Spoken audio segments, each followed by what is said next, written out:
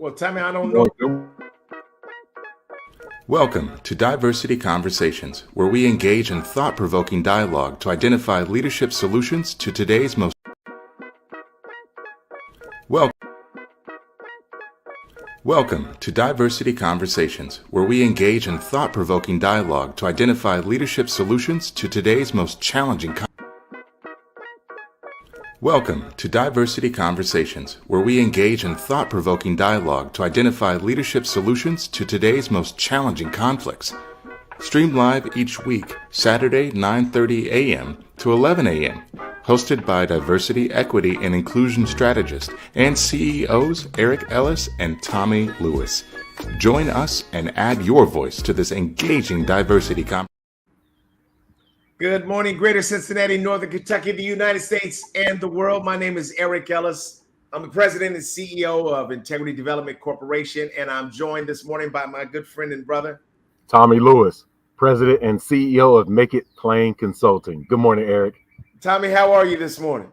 I'm doing fantastic, Eric. Last week, a week before, I was spending some time in Southern California. I regretfully was unable to partner with our good friend and brother Terry Cooley in LA, but I am trying to visualize my Southern California background with the background of my own property here in Southwest Ohio. And so my day is great. The sun is coming out. I'm in the shadows of the sun, but it's great to be up and talking with you this morning. Tommy, as I look at all the greenery behind you, man, it just speaks of life. And I tell you what, we've got to take time to smell the roses, to get the greenery in, to get the oxygen that comes from that. I think, Tommy, that it's easy in the world that we live in to be literally suffocated by the negativity and the busyness of life.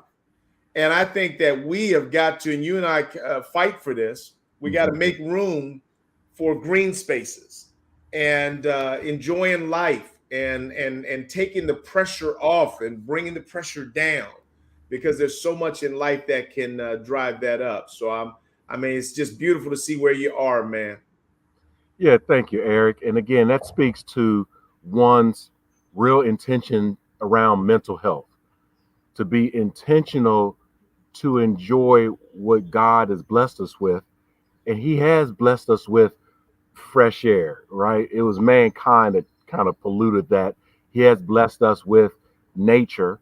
And every now and again, those who are in the brick cities and the concrete jungles, if you will, of this country, every now and again, we need to move into that space of the the outdoors to experience that. I know here in Southwest Ohio, we have a place called Camp Joy. And Camp Joy, we go to Camp Joy, and it's a few hundred acres of land where we can just, as young people and adults, really enjoy the outdoors and learn from the outdoors and replenish just like the outdoors does. You know, there's different seasons, and now we are in that spring season moving into summer, and let us rejoice about the reawakening of one spirit. So that's where we are today. I love that, Tommy. Tommy, how was your week, man? Let's talk about that. We got an esteemed guest, one of our strongest community supporters, Terry Cooley, is with us today. Woo! And we're going to be bringing him to the stage here. Yeah. But, Tommy, why don't you talk about your week? So, Eric, my week was great. I regret, again, not being able to get in touch with T. Cooley, our guest, when I was in the Los Angeles area. I was in Lake Arrowhead. I was there. My team and I was there for a retreat. It was pretty aggressive. We were starting at 7 o'clock in the morning Pacific time, and we're closing out around 10:30, almost 11 o'clock every day for 5 days. It was an exhausting burn, but it was very useful and helpful. But once again, I was regretting, not being able to get in touch with T. Cooley. And then I returned back to Cincinnati, and the next day after returning from LA, I had to fly out to Portland, Oregon. So I was in Portland and Eugene, Oregon, doing some training with Easter Seals, Oregon. Okay. We were sprinkled across the state doing this work around diversity, equity, and inclusion. Some of our participants, they had different views of what DE&I is. Mm-hmm. So I was very grateful to be able to share with them a broader sense, a broader lens of what it was and what it is and how Excellent. it shows up. And Okay. so in Portland and in Oregon, in Eugene, I would tell you that the sessions that we had, Eric, some of the best sessions that I've had in a very long time. Okay. Right? It's easier for me to talk to people who agree with what we do.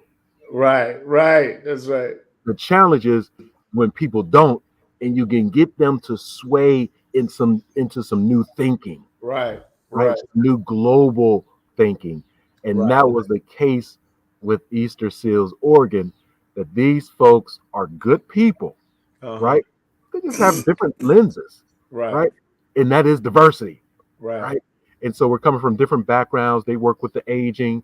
Typically, the programs are for those who are young people in transition, maybe even transitioning into foster care, etc. Mhm. And so my week was really tied into our conversation for today. Excellent.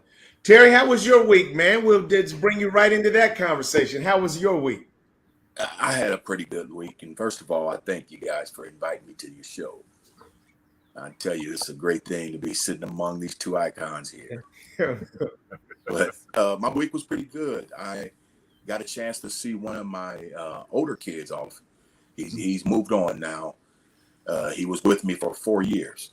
Mm, And now he's moving on to do his thing. okay. And I'm so glad to see that he feel confident enough. And I told him that I kept my commitment to him. I said, I will make sure you are better now Mm, than when you came. When you leave this home, you will be better than when you came to this home. mm, You'll be ready to face the world. Because mm. all I have to give is reality and love. And that's it. You're I gonna make love it do. that. Yes. Right. Right. Reality and love. Well, we're going to have a chance to just talk to you more about who you are. People have seen you as one of our community members. I think you've been on the show once. And I just think that you have a powerful story yourself for people to hear. And you're one of the funniest, smartest people I know in the world. And you look like a famous superhero right now. You look like Superman or any of the other superheroes. And I can tell that you have slimmed down since the last time that we've spoken, man. And I know you've been working on that. Yeah, man. Your brother inspired me, man. Mm. Wendell inspired me to try to make a big difference. So I'm gonna keep on doing that. Yeah. Well, I'm going to Yeah. pass that on to him when I see him today. My week was, every week is a good week with me. That's the way I look at it. I refuse to allow the negativity to overrun me. And I'll tell you that negativity is so interesting. It's what everybody leads with. So CNN, Fox News, that's all they're doing is throw negativity. But even in the sports world now, if you listen to satellite ESPN, everybody's just about conflict. And so if you're not careful, everybody's trying to keep your heart racing. Mhm. And so I had to change to jazz and watercolors. And when I changed my radio to watercolors, everything inside of me said, woo, bruh, we needed that. Because all this mess, all it does is keep you in turmoil internally. And I think that that's how we have to look at our life too. We have to make room for thinking about how grateful we should be about what God has given us, the love that we have around us, the opportunities that exist in front of us, the exciting things that are going to happen that haven't happened yet that we don't even know about. That's something to be excited about. I still love the work that I do. I had a chance to work with a client this week. Terry, when you've been doing this as long as Tommy and I have been doing this, Mhm. you get asked to do a lot of free things. Mm. And we do those. You know, we really still pour back into the community free things. But sometimes if it's a business, like it's like, hey, I shouldn't have to do that for free.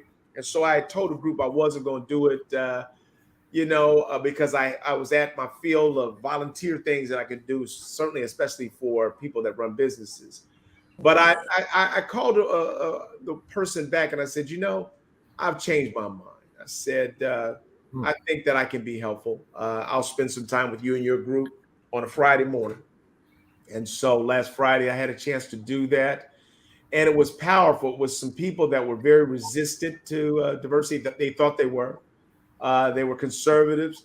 They were not necessarily all looking forward to the message, but they were moved by our conversation and the transparency. And Tommy beginning to see what DEIB truly is versus the stereotypes about what it is. And by the end of our conversation, several of them wrote me personal notes about how they were changed by what they had heard, and they were going to take a lot of the messages and to put those into practice. They also spoke of being thankful for my openness around my faith. And so, Terry, man, I'm thankful to God that we get to do the work that we get to do. And, it's crazy times that we're living in. I'm working with another company in their diversity council, and we're having a change of leadership, and that's thrown some wrenches into the whole process. Hmm. But change is a process, and Yep. it takes time. Transformation doesn't happen overnight. But I'm just grateful that I get a chance to be in it. And I had worked with a group, and we had agreed to how we were going to serve something up. But when I got in front of the group, I said, I can't try to pull any kind of wool over people's eyes. At the end of the day, I've got to say what I believe is absolutely the truth, and then Mhm. let the cards go fall however they may. And it ended up working out. But some people were like, hey, we agreed to something else, but Yeah. that wasn't integrity. And so Right. sometimes you have to stand up and you have to take the bullets, because at the end of the day, your integrity is the one that's on the line.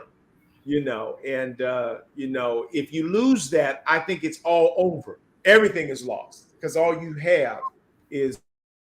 And so I keep trying to work through that, making mistakes, being human, but being grateful for the work that we get to do. Yeah, Eric, thanks for sharing that. Because this it, the work that we do, all three of us, collectively and independently, it's not easy. Right. Even with the years and seasons that we've been doing what we do, being who we are, it's not easy to be who you are, right? Because we're changing as well. And so, yeah, 20 or 30 years ago, we may have been a different person. And now today, we're this type of person. We would like to be consistent, but in 5 or 10 years, sometimes we may not bite our tongue as much. Right. Sometimes we may be, on the way to landing that plane and coasting out into that next chapter of our lives. And so people are getting from us what they're getting from us, but it's through some time and through some real some Right. self work. So, Right. uh, very, very excited to be talking to Terry Cooley today. Terry, we have invited you specifically to because you are a foster dad and have been a foster parent for a number of years. And I just have been so proud of the work that you're doing, but also believe that people need to know the man, the person of Terry Cooley as well. We've been friends since we were kids. We were roommates in college. I love you as though you were absolutely my family. That's the way I see you. You are my family. That I don't have a family member that's closer to me than you. And I love you, man. And I just want the world to know exactly who you are. I think that the children that get to call you their dad, they probably don't use the word foster at all, because that's the way you are. I'm your father. You are my Yeah. family. When you're in my family, that means something, And so, but I'd like to start by just you introducing yourself to people. Hamilton, Ohio. 21 siblings. I think that there are some interesting, wonderful, powerful stories that come out of your life experiences. And so I'm going to turn the floor over to you, man, just to introduce yourself to the community. Well, I um, I come from Hamilton, as you say, and definitely I want to tell you I love you too. You're a great brother, and I come from a family of 21. But my dad, a lot of the things I do now are things I learned from my dad. Although he appeared to me as a giant, Right. but he was a pretty short. He's only like 5'7" to 5. Right. Mhm. A stouty dude. But to me, he was a giant, Right. and he was a pretty straightforward person. And he didn't take any kind of mess at all. Mm. What he said was it, and that's all. But he did give you a chance to speak your piece, Okay. as long as you did it with great respect. Right. And I really value the things that he taught me. And he never, and it's interesting. I was talking to my brother yesterday, and we've never ever heard Dad say "I love you," Okay. but he showed every day the deep love he had for us. Right. Every day. Right. And that's the thing I carry into this right here. Although sometimes I stand on these kids' neck tough because I know the world is tough. Mm-hmm. And so I told him, you got to make it here first. If you make it through here first, you're going to make it in the world. So I got to be that way. But a lot of things has changed. Even the thing we were talking about yesterday, Eric, when I was telling you about the stitches, man. As a matter of fact, let me see. I don't know if you can see that. You Right. see the mark on my forearm. Right. Yeah. Okay. Right. That was sewed up by Dr. Cooley. Right. Dr. Cooley did that with a regular needle and thread. Right. No anesthesia, no. Right. That was the funniest thing in the world to me. Tommy, I was listening to Terry talk about this. Tell him the one about the stick that the wood that you got in your knee. Oh, then one day I was playing with my little brothers, and I got a spike piece of wood lodged in my knee, and my dad cut that out, and then put stitches in my knee as well. I said, my goodness, I was expecting to go to the hospital, Tommy. Hey, But the Dad, hospital have you came heard to of a hospital? Please. He said, "There's Have you too many heard of of y'all. it. There's too But the many of y'all. We hospital not came- wasting money like that." The hospital came to me by way of Yeah. Dr. Cooley. I just love that story, man. And what did he tell you? Shut up, boy. I'll give you something to cry about. Yeah, he told me not to cry, or you're gonna give me something to cry about. Yeah. I said, well, okay, I got the picture. That was enough anesthesia for me. Yeah. Right. Yeah. Right. But it's interesting that he had learned so many things. I think you said something about your brother had broke a bone or something like that. Oh yeah, I have two twin brothers, Ronald and Donald, and they were football players, and one of them broke his finger and got it twisted all to the side. And the school gym teacher brought him. We lived across the street from the school. The teacher brought him over here to our dad. In front of the teacher, he just grabbed it and pulled it straight and put tape around it. And there was fixed.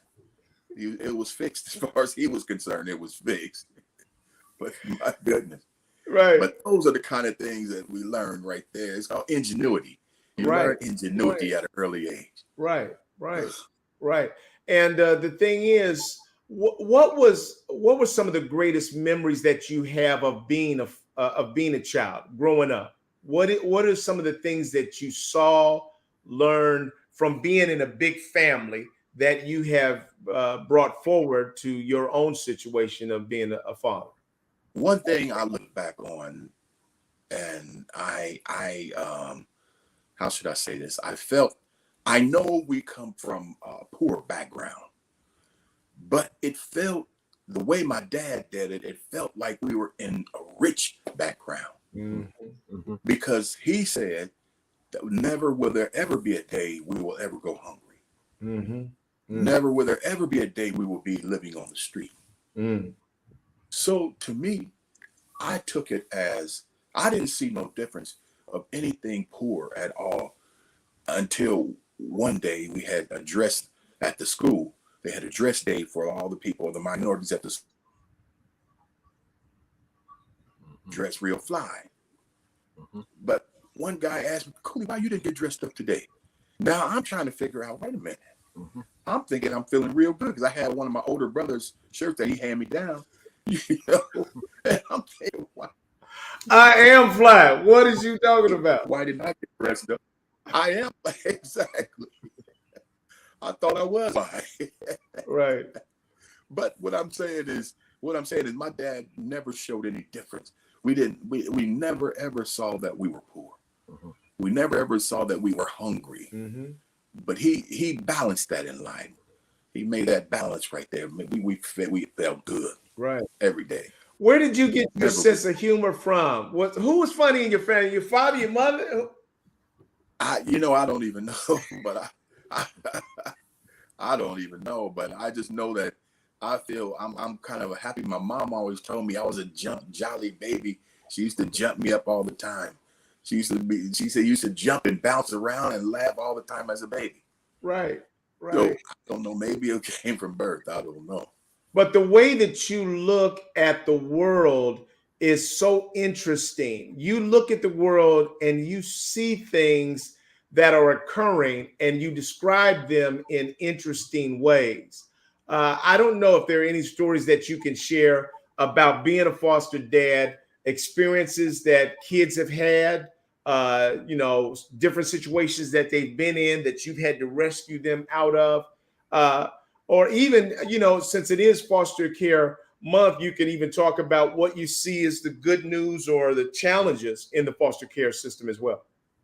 What, Eric, the thing is this here. I had to come to a realization in foster care that you have to be very patient because these kids come from wicked backgrounds, especially in the circle that I deal with. I only accept kids that have who have fallen in between the cracks and will never ever be chosen by a foster care. I'll take that one because they have psychological and they're big. Most of the kids I get are teenagers and big kids, and they have psychological issues that nobody will take them. So those are the ones that I take. I signed up for those, because they don't have a chance in life to be reformed. So those are the ones I take. And when they get to the point like the boy this week left, then I know I've done my job. When he's ready to go on his own and have a level head. But not the funny thing, but one of the greatest things is when he turned when the social worker was taking him out, he turned around and said, Mr. Terry, is there any way I can come back to see you sometime?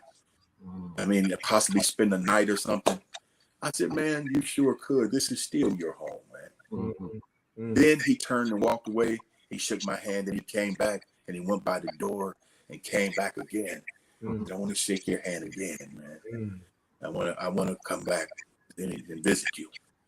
I said, now I know he did not really want to go, but time now to use your wings. Yeah. And I tell you, you're gonna do well. You're gonna do swell. But in this case, in this line, you got to be very patient with these kids because they come in angry, but they're not angry at me. But I just happen to be in the way. Right. I happen to be in front. Right. So now I got to figure. I try to keep flesh out of this thing. I pray and ask God, let me do this without my flesh, because my flesh say eliminate these who jump in my face and talk this mess. So, but my spiritual side say teach them. So that's what I do. Well, I mean, that's a powerful lesson, Terry, because that's not easy. Tom and I both know that with kids that as they get bigger, older, get more bass in their voice, that bass in their voice calls upon something inside of us. Yeah. When you Eric, I'm gonna tell you something. They get to the point where I had one boy told me, don't ever let me catch you outside, Mr. Cooley. Don't never let me catch you outside. I told him in the meantime, what we'll just keep doing the work we're doing inside. Right. But whatever you had planned for outside, we'll get to that. But in the meantime, we'll deal with what we got going on inside, you know. But whatever it is you want to show me outside, I'm gonna give you the opportunity to show me that part too. But first, let's deal with what we're Right. inside. Well, let me ask you this, Terry. So here's how I see you. I see you as this phenomenal. The only other example that I could share would be Caesar Milan. He did a show called The Dog Whisperer. You probably watched that. Caesar Milan was a master of dealing with dogs of any kind. I mean, they wild, out of control, called Caesar Milan. He would come in and he said a lot of times dogs that are just out of control, they haven't been worked enough. He said, so you got to put pouches on their bag and give them something to do. But he was a master at dealing with dogs that other people had allowed to be out of control. And a lot of times they were out of control because they were afraid. They were afraid. And so you deal with young people who sometimes seemingly to the rest of the world look out of control. But you, just like Liam Neeson said in the movie Taken, when he took his daughter, he said, I got a certain set of skills, you know. Mm-hmm. You've got that same set of skills. Talk about how you navigate that and some of the challenges that you run into with a social service industry that may not be prepared for some of your advanced, I'll say it this way, combination of overwhelming unconditional love, brilliance in terms of just, thinking of things, innovative, creative solutions, humor, and then discipline. You use a combination of those four things. Too often people only see you in one way, and I think that's stereotypical, as a big guy. They don't see the love, the deep love. They don't see the genius and innovative way of parenting. They don't see how smart you are, your humor, and then your lack of fear when it's time to parent. Talk about those things and some of the challenges you face in trying to implement those. You're going to always get pushback from the higher uppers, always, in every field you do. If they don't understand how you do the work you do, they're going to always push back. And they're actually inquiring, but they don't have the strength to ask you to teach me too. But what they're going to do is they're going to come at you in a way where they're going to want to try to reprimand you and want to tell you that's not how we do it here. But anyway, but if you catch them on the side, they're going to say, by the way, how do you do that with these? Because we need to pass that along to some of the other parents. Mm-hmm. Now, they don't have that strength to do that. So what I do is I take all I've learned from being a bouncer in a club, all I learned from my mom and dad, all I learned from working with these young brothers in the street. I take all that and put it together, and they all look the same, as that everybody needs attention and love. And they all ask for the same thing. Everyone needs you to tell them they belong somewhere. And they need somebody to say, I'm on your side, man. No matter what you say. Of course, I'm not your dad, because they're going to be, these kids are quick to tell you, you're not my dad. And I tell them, and I always tell them, you know what? You are absolutely correct. Your dad, me and your dad are two different people. I'm actually helping your dad, and I'm helping you. Mm-hmm. So you got to outthink them. Right. I let them know I'm helping your dad, because you will be back with your parents at some point. But in the meantime, this is called the golden time that you're here with me to learn how to be a better person than you are. So when you do go back and get the second chance to be with your dad, you and your dad will gonna know how to work and do it right. And y'all can stay together. Right.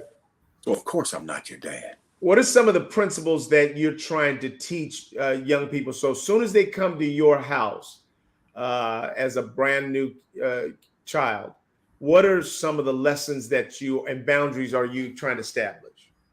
what I do with them, first of all, when they come in, I don't hit them with no rules. Okay. I don't drop a whole list of rules on them. Right, right. They already was told that when they were kids. Okay. When you walk in my door, I told them already. I interview every child that come to my home with the kids that's already in the home. Right. We interview them together. Okay. And I tell them, I don't have to tell you how to act. When you walk through my door, you already look around this room, you'll know how to act. Mm.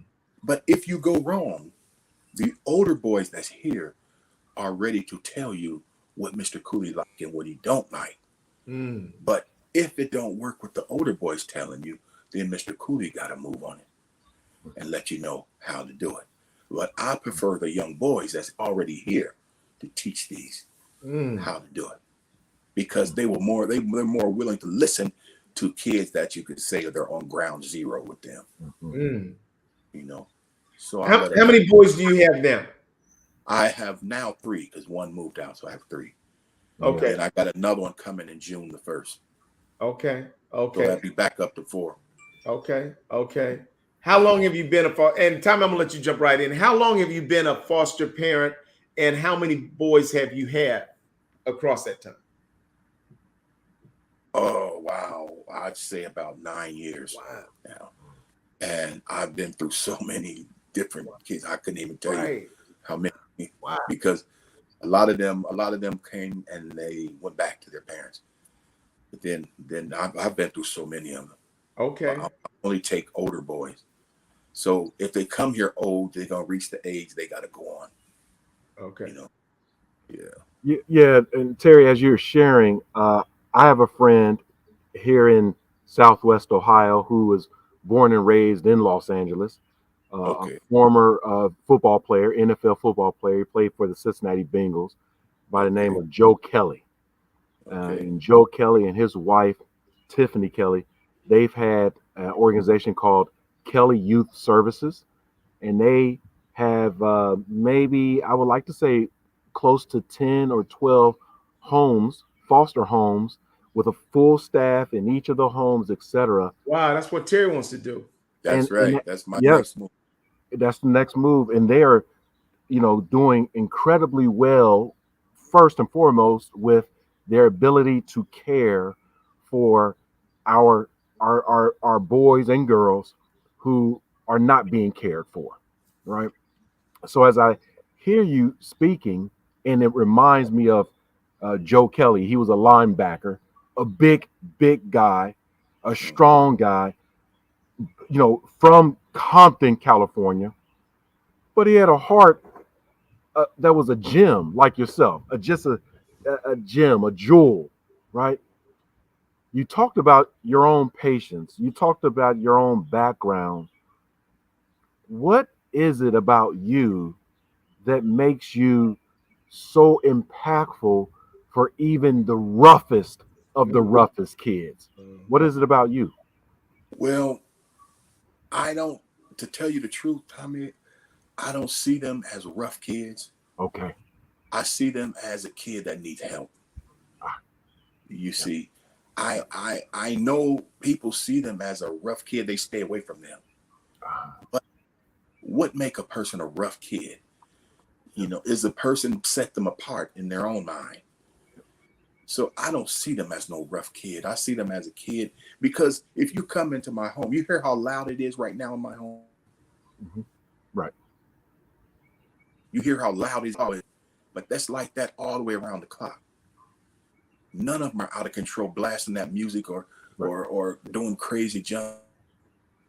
I keep it on this level here so I could think.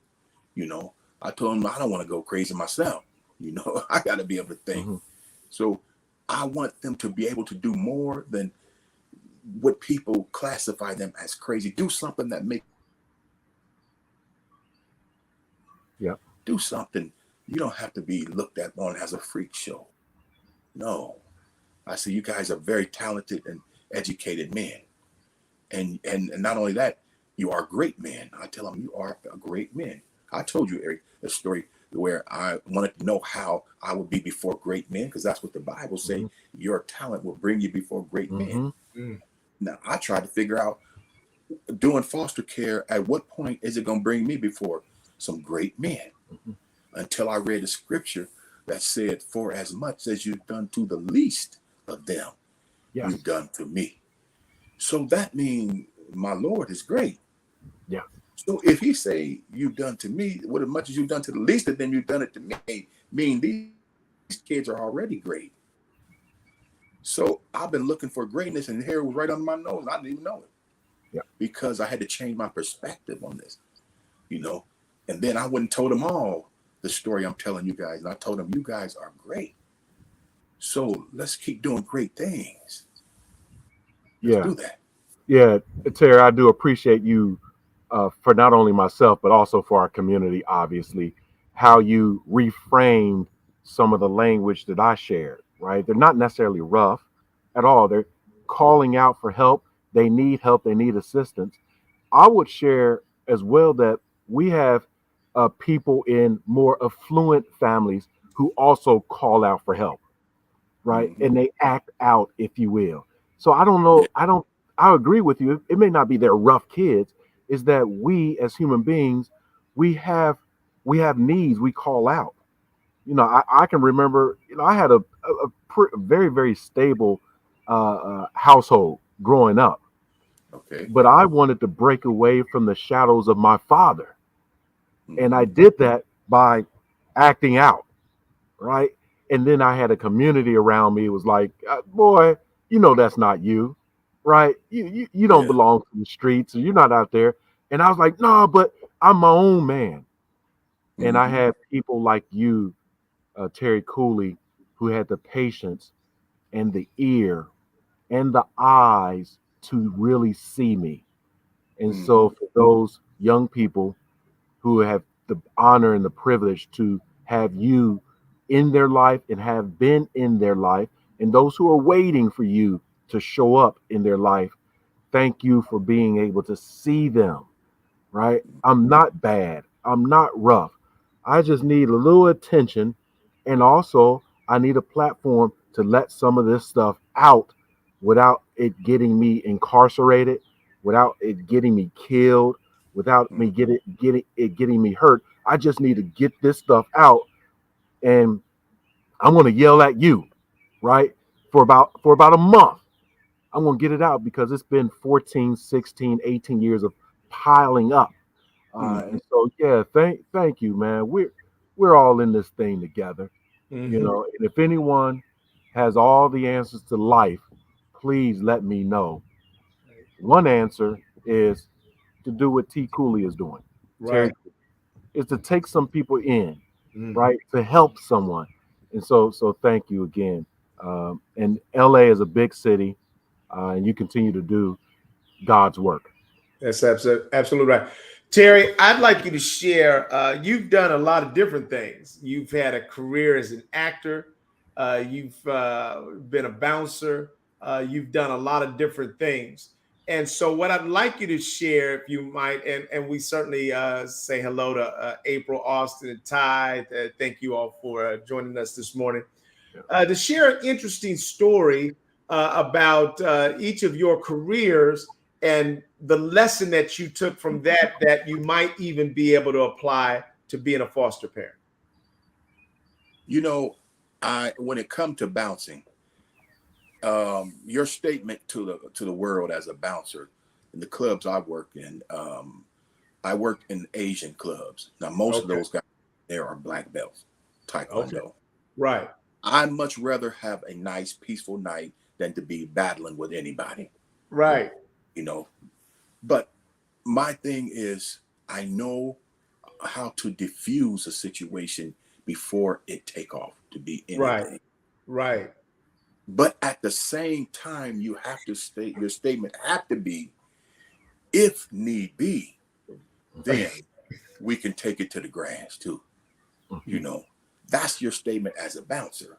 Right. But you much rather Right. diffuse it and have the customer Mm, come back to the club. mm, right.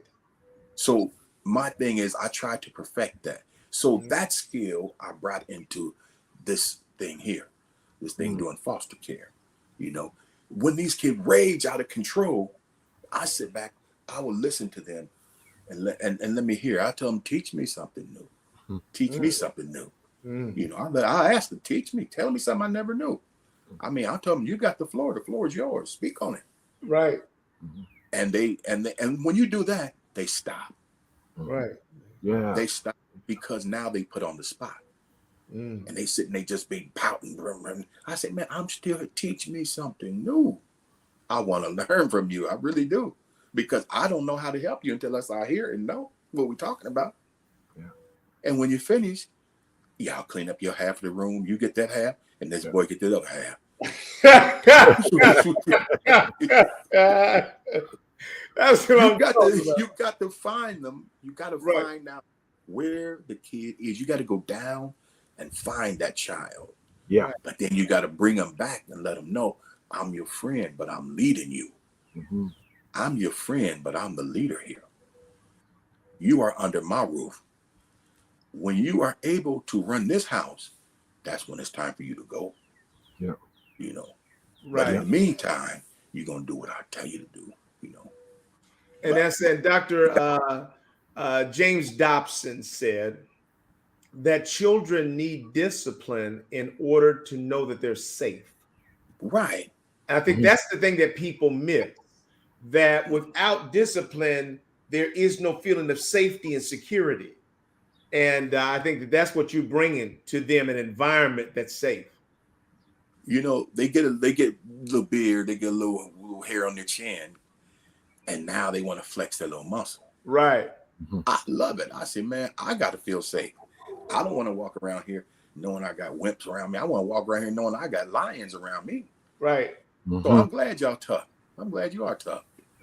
But in the meantime, let's do it a team. A teamwork make the dream work. Yes, sir. Woo! That's always Terry, do you sense that you're always going to be tested when you get new foster children, or some test, some don't? They all will test you at all time. But then what I try to do, I try to keep them busy. Okay. I make them do the cooking here. They do the cooking here. If you want something to eat, I told them, guess who's gonna cook it? You guys. I'm gonna make mine. I'm gonna go make mine, just sit down somewhere. We do have a cook that work here. We have a lady do laundry, but I gotta teach these boys these skills too. Laundry and the cooking. So I make them cook their own food. Yep. I make them cook their own food. I make them do their own laundry. Then I give them some managerial skills too. Okay. I have 4 boys, so each week I let one boy be the manager of all the boys. Okay. And I told him, I said, but you got to understand something. When one boy go to the left, I'm not going for the boy going for the left. I'm coming from the manager. Yes. Who should have kept the boy from going to the left. But when you saw the boy going to the left, if you did not put him on the right track, now I got to get at you. Okay. Yep. That's what I do. I let them be the boss. I choose each one. This week is you. Now this next week. Now, but these are your kids. And I let them know. Now, yeah, that's a tremendous life skill of accountability, right? Yeah. Where I see so often is that folks, including adults, are just out here going for self, right? Yeah. If they happen to have a family, sometimes we say, okay, I need to, make sure that my family, the spouse or the children are on the right. But so many people that I'm engaging with, and I'm learning as well, are so self-centered and without responsibility and accountability. And so when you put the framework of, managerial skills, that I know will go a long way when they get that job and get that promotion that they've been working so hard, start to write their own story, and then some years down the road, they have people working with them. It was a skill that you taught them, not through lecture, not through forcefully getting them to do it, but simply behaving in a way that's accountable and responsible. A tremendous skill set.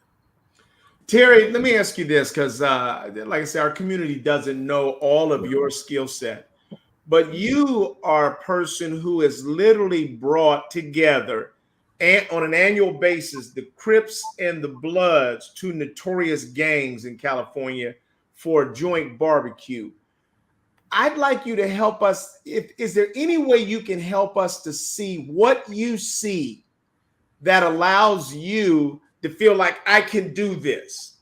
Because anybody else, I mean, that's a dangerous proposition, number one. Yeah. Bringing them together, it's not going to end well for most people. So what is it that you're seeing? What is it that you've done that enables you to do that kind of thing?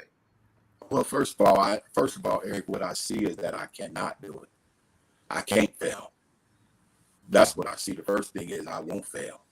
And the next thing is I see that as much as these dudes were feared, then they have to worry about that coming from my end too, you know. And I ain't trying to say that I'm big bad bully man. No. All I'm saying is what they coming with, they got to know it's already here. That's what I'm saying. Right. You got to know that it's already here. Right. So it's best we have this. Hey, they're great dudes. All them brothers are cool. They're really, really cool brothers. Right. But they need the same thing. Just like these foster kids, they need the same thing. They need somebody to give them attention. Of course, they know nobody's not gonna be out there in the street talking about, I love you, man. Right. You know. Right. No. But they feel it. Right. They feel it. They come and they hang closer to me than my brothers. Mm-hmm.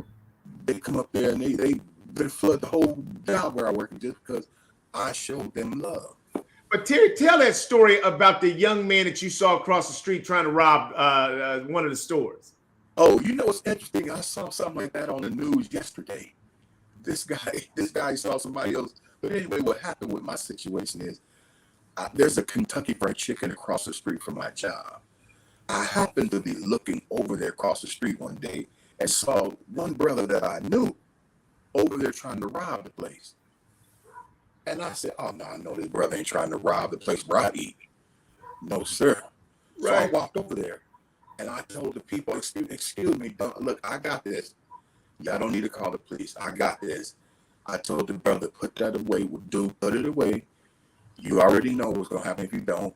Put it away and order something off the menu. I'll take care of it and don't ever come around here again. That's it. And that's all. I told him, you already know what's about to happen if you don't put that away. Now, he had a gun, right? He had a gun. Do your thing. He had a gun out, and you had no weapon. None. I didn't have to have none, but he already know who come behind me would have made his day bad. You know. That's what I'm saying, man. So I told him, order you something on the menu. Right. It's a little meal. And I told these people, he ain't coming back. I told him he won't be coming back around here. Trust me, he won't. Terry, and he ordered something off the meal? He ordered something off the menu. I gave him his little meal. I told him, get on with it and don't come back around here. Yeah. Tommy, that's what I'm saying. Tommy, you react to that. What kind of skill set does it take and what kind of courage does it take in your view to be able to see that and your mind kick into gear like that? So I think a couple of things. One, from my perspective, full transparency, T. Cooley and anyone else, there is a sense of peace and calm in one's own faith and identity to be able to confront such a potentially violent event. Potentially. Right. And that's the operative word. It's potential. Right. Because potential doesn't always happen. Right. And so when you come there with peace and calm, it is diffusing. Wow. It is. Right. It's not violence meeting violence. Right. That's right, Tommy. Yep. It's peace and calm meeting disruption and uncertainty. Right. Right. And so when T. Cooley in this event, when he came with that peace and calm and some connection, immediate connection with another human being, come on now, bruh. Go ahead and put that away, right? That basically that's not what you want to do. I know it, you know it. You're just acting out. Go ahead and put that away. What you're trying to do is you're trying to eat. Literally, you're trying to get a 2-piece with the biscuit, right? And everybody out here trying to get it. Right. And so I'm trying to get that 2-piece with a biscuit. You are too, literally, because we out here fighting and killing for a 2-piece and a biscuit. So let me help you. Right. Without it going to the next level. Right. Right. And so that's why I see that desire and that hope and that actually that skill of helping in the midst of hopelessness. Right. Because what T. Cooley saw was hopelessness. This is the last resort. Right? Brother, no, this ain't the last resort. Get your 2-piece, right? And then don't come back here again. Now, right. Mm-hmm. I'll tell you now, Terry, what's interesting about that is you were navigating that situation on multiple levels. You literally were interrupting a robbery.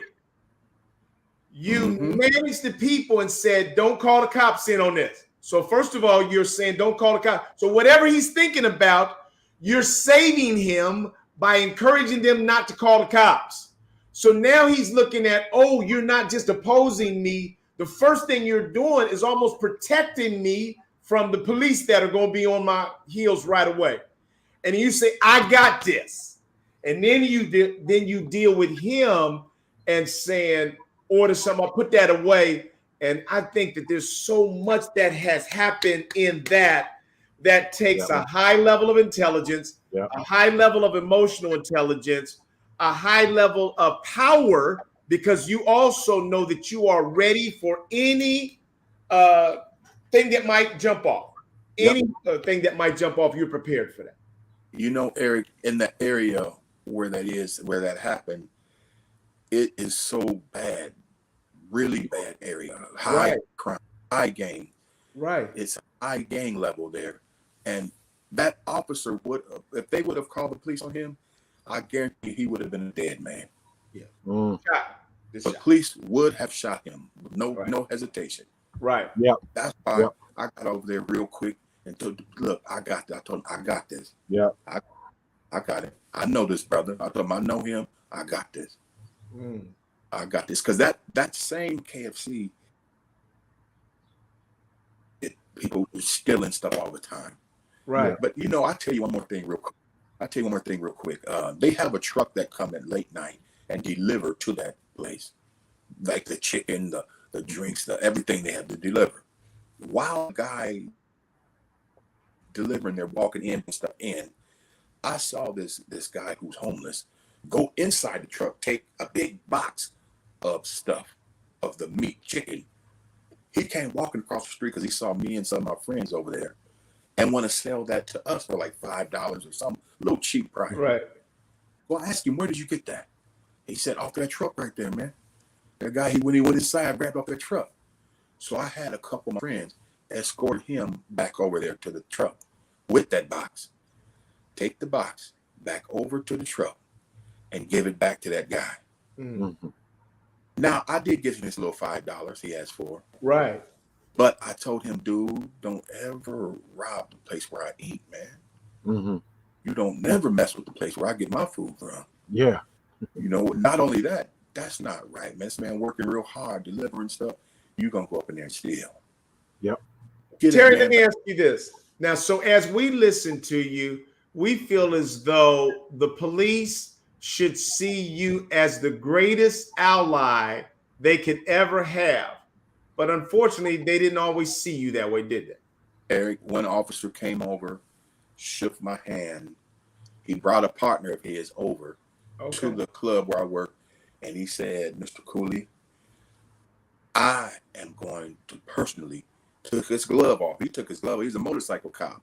Mm-hmm. His bike got on a flat right there around the corner from where the club is that I work. And I happened to see him about 3 a.m, standing outside waiting for help to come. So I stopped. And I said, officer, you know where you are here now? Mm-hmm. You are a sitting duck. Right. I said, I don't know why you hadn't summoned a lot of help to be here. I don't know if you know where you are. Right. You know? And I said, but Mm-hmm. what I'm going to do is I'm going to post up with you, man, because that ain't right. I'll sit here. I sat there with him till they Mm-hmm. came and got his bike and got it up on a low tow truck and got him some help. He already knew who I was, but I Right. didn't know. I didn't Right. know that. Right. But the next day, two motorcycle cops come pulling up in the lot where I work. And he got off and he came walking away. He took the helmet off. He took his glove off. Mr. Cooley, I want to thank you for Mm-hmm. what you've done, for staying out there with me like that. I said, wow. You know. Yeah. Yep. Yeah. Yep. But that dude, he was a nice guy. That's what's needed, though, Terry. And I Yep. tell you what, man, you are a gift to the earth. Yep. The way you see things, the strength that you walk in, the confidence that you have. You are God's man here on earth. Yep. You are able to speak to the most rejected and the people at the highest level with the love of God and the power of our faith. And I'm just grateful, man, to call you my friend. Every story you've ever told me just brings joy to my whole countenance, man. You are an encourager. You are a gift. And Tommy and I are so grateful to have you here with us today. Tommy? Well, I'm to be here. Yeah, it is an honor. I look forward to paying a visit to the West Coast, out west where it's best again, LA, to really sit down with my brother T. Cooley. Please do. Please do. To enjoy you, Terry, on your continued journey. Not just to be a little bit more fit, not just to be a better you, but also in your quest to be that better father for many, many, many more people. This month is National Foster Care Month. I would like to salute Terry Cooley for the work that you do in this effort of supporting our families and those who may not have the family in the time of need. You show up in that moment that lasts a lifetime. Thank you, T. Man, I'm glad to take on this job. I'm glad, and believe me, I'm gonna keep on doing it to my best ability. Yes, I sir. don't half step. I give it all I got. You know, Sir. and that's one Terry, thing is there anything you want to say to encourage other people that might be considering becoming foster parents? What would you say to encourage those? I would say it is something that is much needed. We have a lot of kids who are really screaming out for help, who are in facilities that could really a home, but also ask yourself, is this something I can do every day? It's not a thing that you can just do for like one day and say, well, okay, I guess that's it. I'll go ahead and take these back. No, sir. You got to ask yourself, is this something I can do every day? Because you have to make a sacrifice when it comes to your life. You give up a portion of your life, and you got to find that balance in life and ask yourself, is this something I can do every day? Because you reconstructing lives. You literally taking on a big job that's been scrambled from a baby up to teens, you know, and you have to put it back together like a puzzle, like a Rubik's Cube.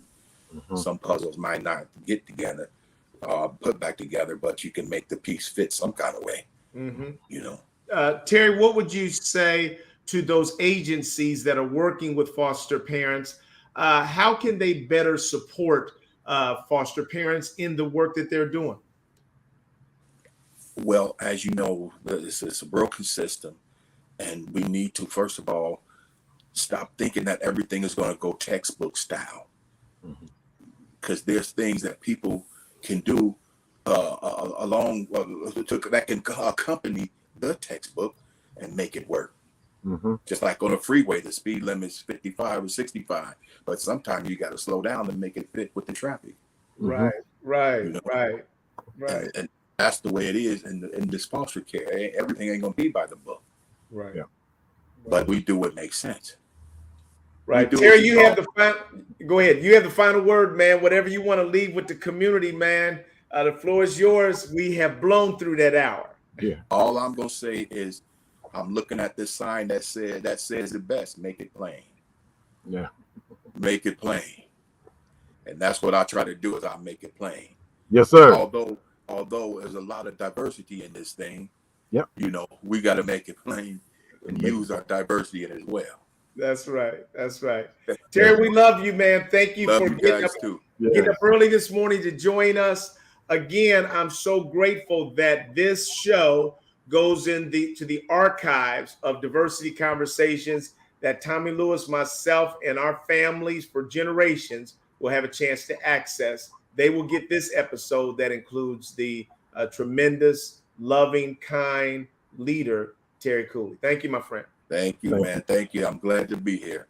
All right. God bless. Likewise. Likewise.